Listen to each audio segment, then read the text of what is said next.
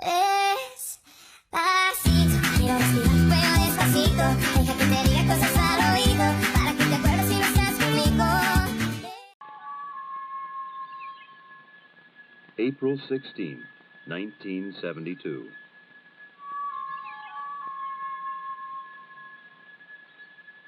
Apollo 16, man's fifth lunar landing, sat silently on the pad awaiting its mission.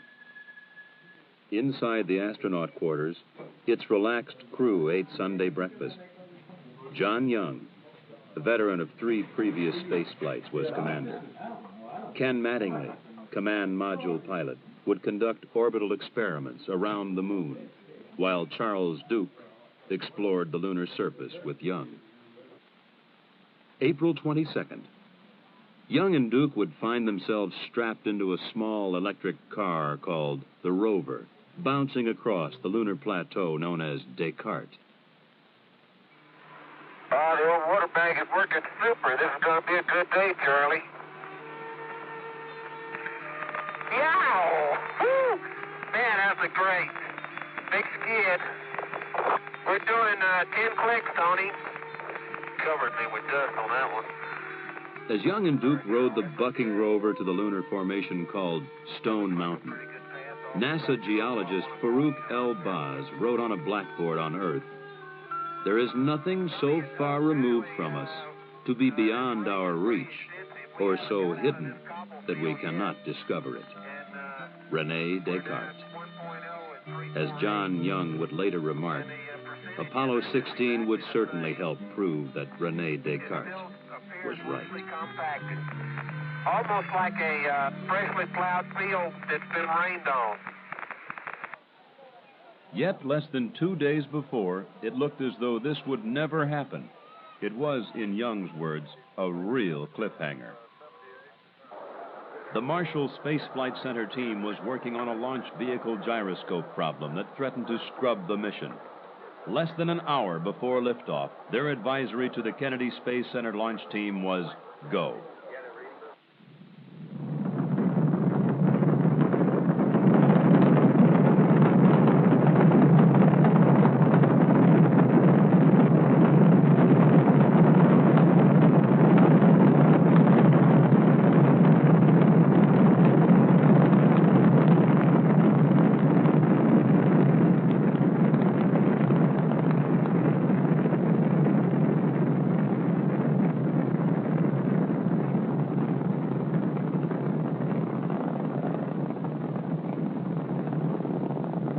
The liftoff had been perfect. During the 3-day flight to lunar orbit, the problems encountered had been more annoyances than critical, such as paint flaking off the lunar module, and later a jammed antenna in one of the lunar module's several communication systems. All in all, it had been a quiet flight. April 19th. The burn into lunar orbit was right on. Oh, Houston, Sweet 16 has arrived. The subsequent maneuvers all went without a hitch. Then the next day, April 20th, Young and Duke undocked the lunar module preparatory to landing, leaving Mattingly in the command module.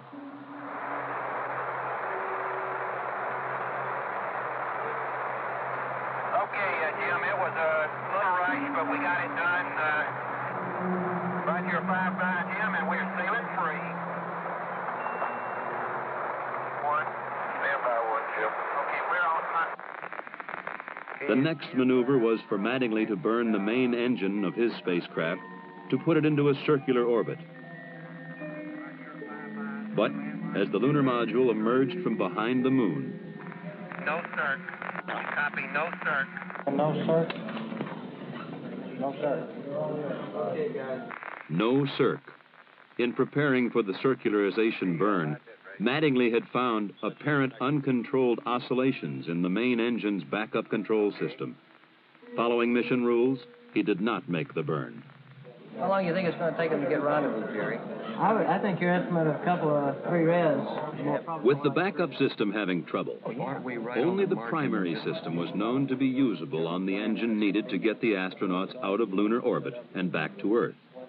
However, the lunar module engines could be used if the 2 spacecraft were docked. The first step in the problem-solving technique: stabilize the situation in the safest manner. Get the 2 spacecraft, which had separated, close enough together to dock if necessary. As to get them back together, get the things back that they want them, get them mentally prepared to do what they're going to do. But now, don't take that as input. I'm talking out loud. I want to say something unless I'm sure.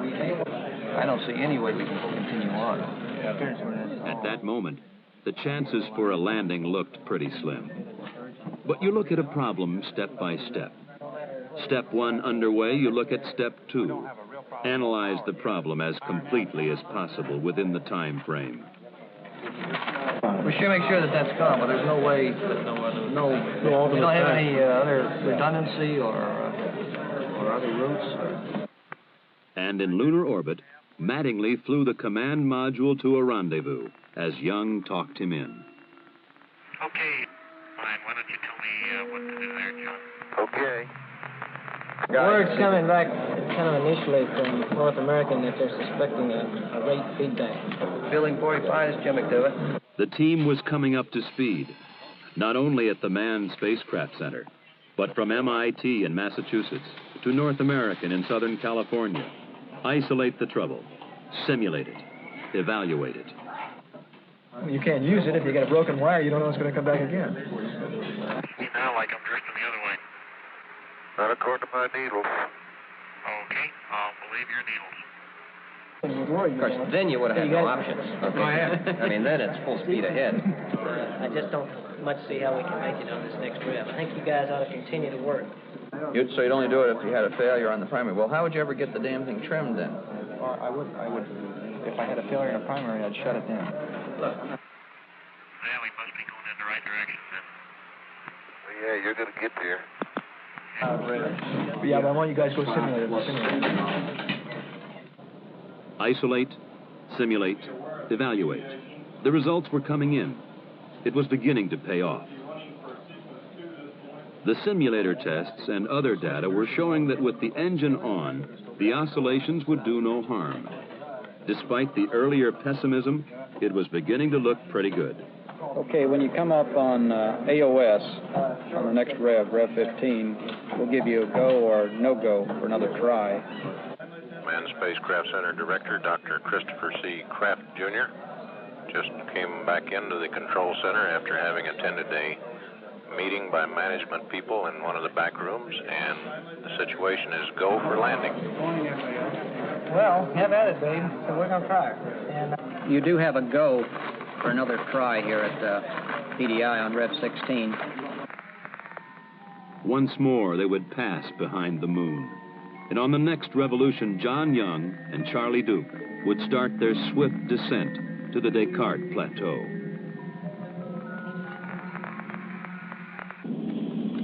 Okay, filter initialization looks good. Right on. Feel that beauty? Come on. 200. Pro. Pitch over. Pitch over. Huh? And here it is. Gators, Lone Star.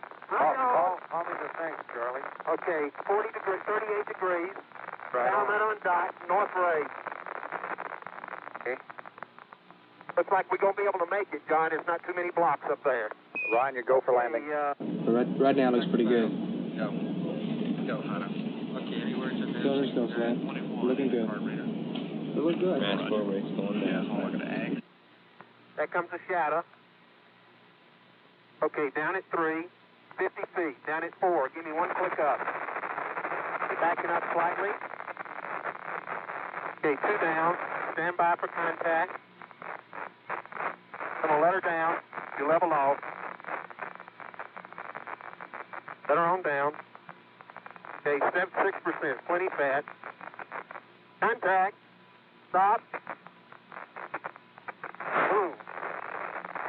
Wow! Oh, man. Oh, the run is finally here, Houston. Fantastic. The original plan had called for Young and Duke to get out and explore shortly after landing. However, the near abort had lasted 6 hours. The tired astronauts would sleep. April 21. Mission Commander John Young stepped onto the Descartes formation, 11:58 a.m. Eastern Standard Time. They are mysterious and unknown Descartes. Pilot planes. Apollo 16 is going to change your image. While their activities were monitored by Mission Control, Young and Duke were also observed by scientists, located across the hall in the Science Support Room. After unloading the rover from its storage bay in the lunar module, they planted the flag. Hey, John, this is perfect with the limb and the rover and you and Stone Mountain and the old flag. Come on out here and give me a salute. Big Navy salute. Off the ground, before. There we go. Good. Young set up an ultraviolet camera to provide the first astronomical observations from the moon. He took pictures of the Earth's upper atmosphere and magnetosphere and their interaction with the solar wind. He also photographed the interstellar gas present throughout space and the ultraviolet halos that appear around galaxies. Astronomers have long wanted a telescope on the moon. Perhaps this experiment would show the moon an ideal base for future astronomical observations. You want 2 pans? Yeah, we would like 2 pans. John said... I'm not leaning on Duke it. drilled a hole into which a heat flow probe was to be placed, part of one of the experiments attached to the station. As Duke drilled, Young set up the central station and the remainder of the experiments. Then, what many considered the biggest disappointment of the mission. Probably just some rocks down there in the regolith, Tony. You know, it looks, I bet it's just like the side of that fresh crater we saw back near the limb. Charlie, what? Something happened here. What happened? I don't know. Here's a line that pulled loose.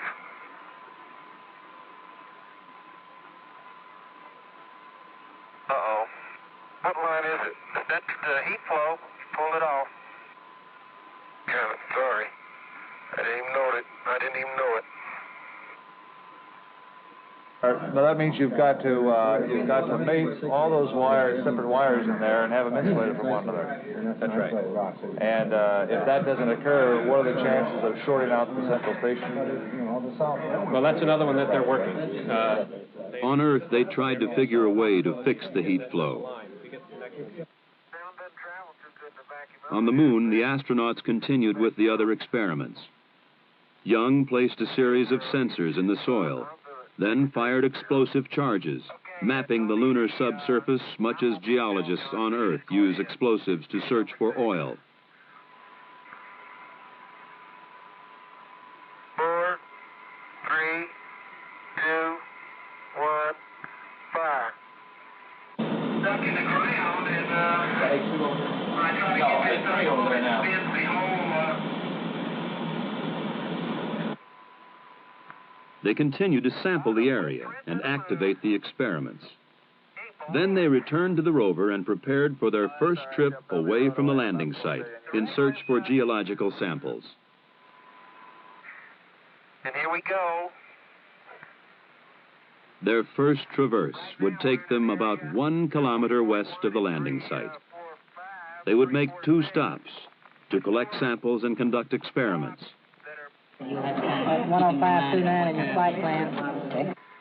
But it couldn't pick a better spot. John, you're just beautiful.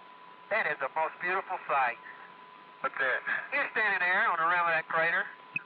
This guy, we don't really know. We're going to have to use an amp. Young used a portable instrument to measure the local magnetic field. He would later record the most intense magnetic field ever found on the moon, far higher than scientists ever suspected. What's that, Charlie? It's really some crater. As you come around there, there's a rock in the near field on this rim that has some white on the top of it. We'd like you to pick it up as a grab sample. This one right here? That's it. This one right here? That's it. You got it right there. Okay, we copy that. There would be one more stop before they got back to the lunar module to close out this EVA. With Duke acting as photographer and Young as driver, they put the rover through a full test.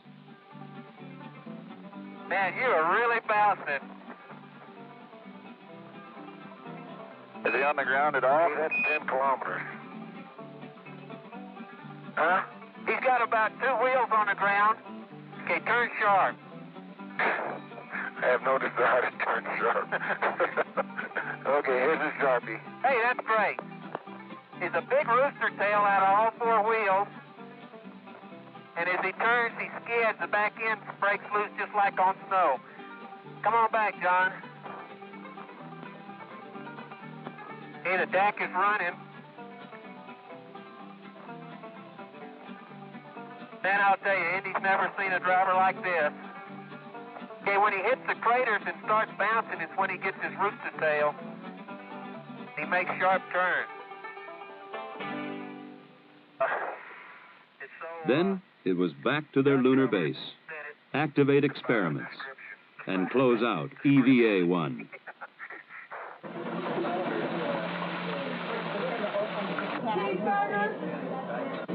P-wise exercise, is that right? Physical fitness, gym level? Hey, that's right. Please don't take pictures of the hot dog. Showing the low residue, high protein diet. On Earth, the scientists took a break. Tomorrow would be another busy day.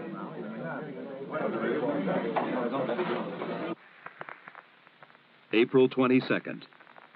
The lunar surface temperature in the sun should be around 135 degrees today. Today they were headed a little over 4 kilometers south to climb their rover up the side of Stone Mountain. Man, we are really going up a hill, I'll tell you. Their first station, a crater 700 feet above their lunar module. Wow, what a place. What a view, isn't it, John? It's absolutely unreal. We really come up here, Tony. It's just spectacular. I have never seen it. All I can say is spectacular, and I know y'all are sick of that word, but my vocabulary is so limited. Let's see what we can do. If we got that rake soil, if we got certainly something, we could go to one-man sampling and maybe do it. They would make a total of 6 stops on this traverse, collecting samples from large rocks down through the intermediates to the smallest soil particles. They would operate experiments measuring the strength of local magnetic fields to measuring the resistance of the soil to compaction. 3, 4, 5, 6. Really good for these kind of rocks. How far away is that crater?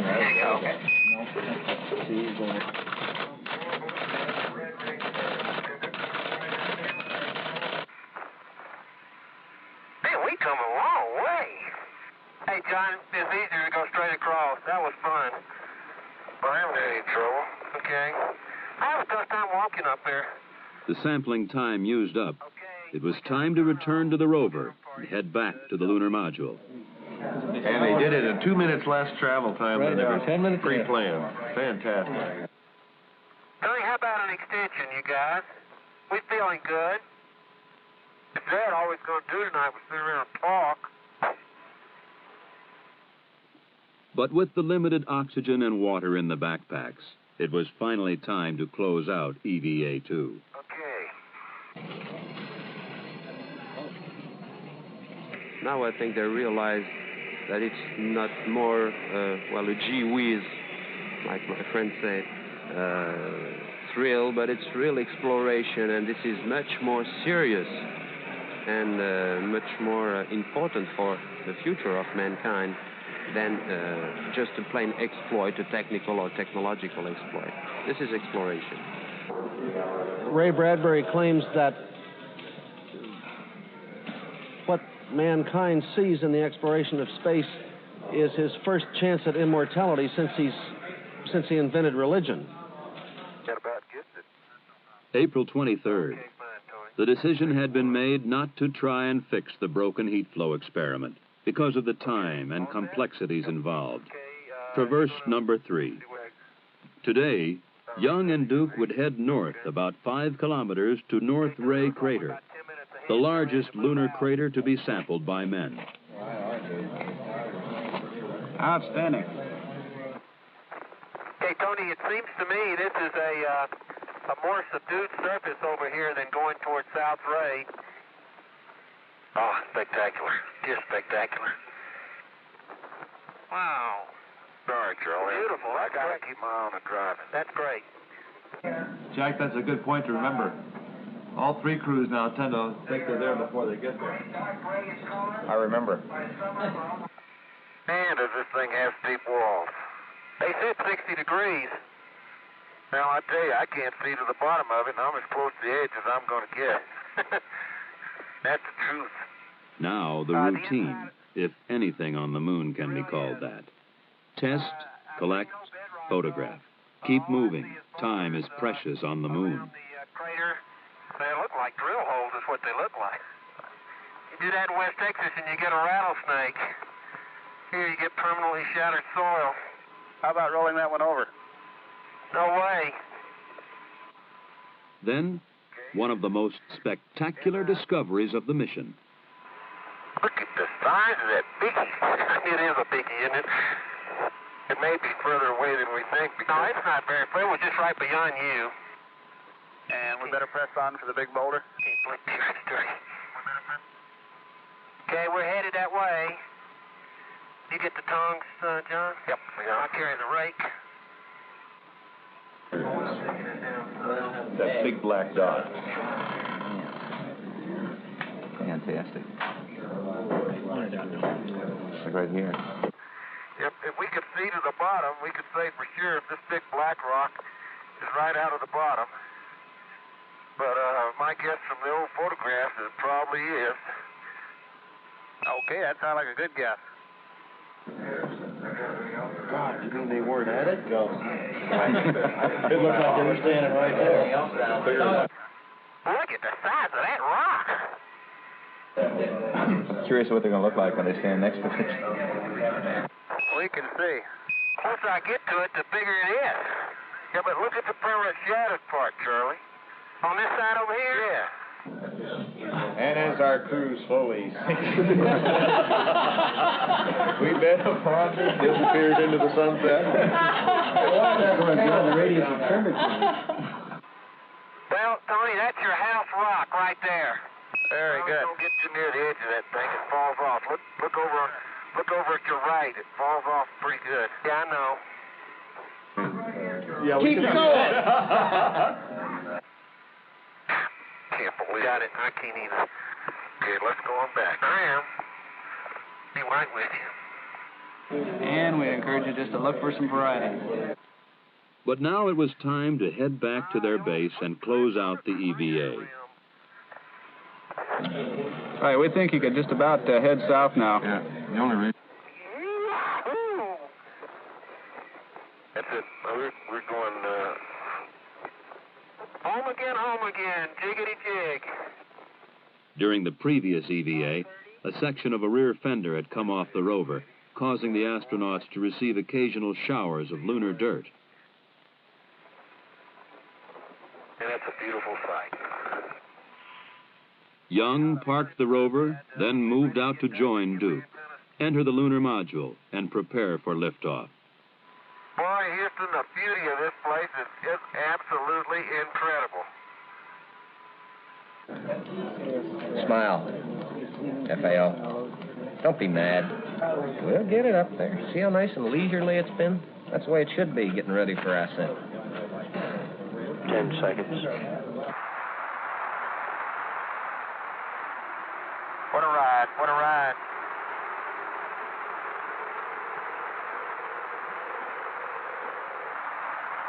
Midjover's on time.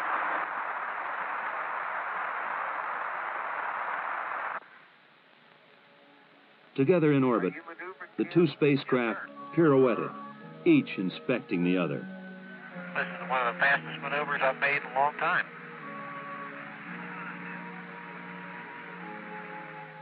The inspections complete, the command module and lunar module maneuvered to docking. John Young, Ken Mattingly, and Charlie Duke, reunited aboard the command module, settled down for tomorrow's tasks. Jettison the lunar module and burn out of orbit to come home. April 25. Ken Mattingly left the confines of the command module cabin, 173,000 miles from Earth. As he orbited the moon, he had not only made visual observations, he had been operating a complex series of experiments. Many of these had returned instant data to Houston. 2 had taken thousands of high-resolution pictures of the lunar terrain. Now, Mattingly retrieved the film canisters and made his way back to the cabin with them, as Charlie Duke stood in the hatch to help him. It had been quite a mission. In John Young's words, I think we've seen as much in 10 days as most people see in 10 lifetimes. April 27, the last day. The crew looked out their windows through the 5,000-degree fireball of re-entry at their native planet.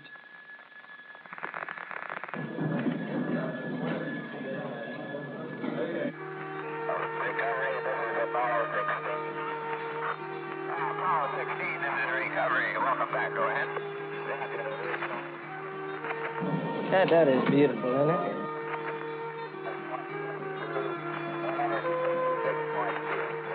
Now they're blooming. Beautiful. Beautiful. There they are. Beautiful.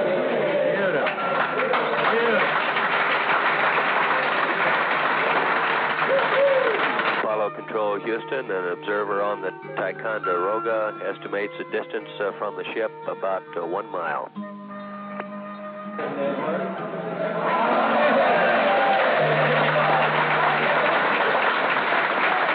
Just got it on inside.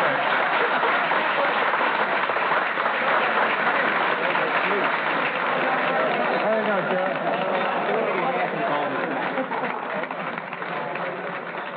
Now. You saw an example of goal-oriented teamwork in action. The kind of thing that made this country great and the kind of thing that's going to keep it that way. A real smooth shot. Every bit of it, Gary. You brought him in beautifully. Well done, young man. Outstanding. I cannot touch that cigar anymore. I cannot.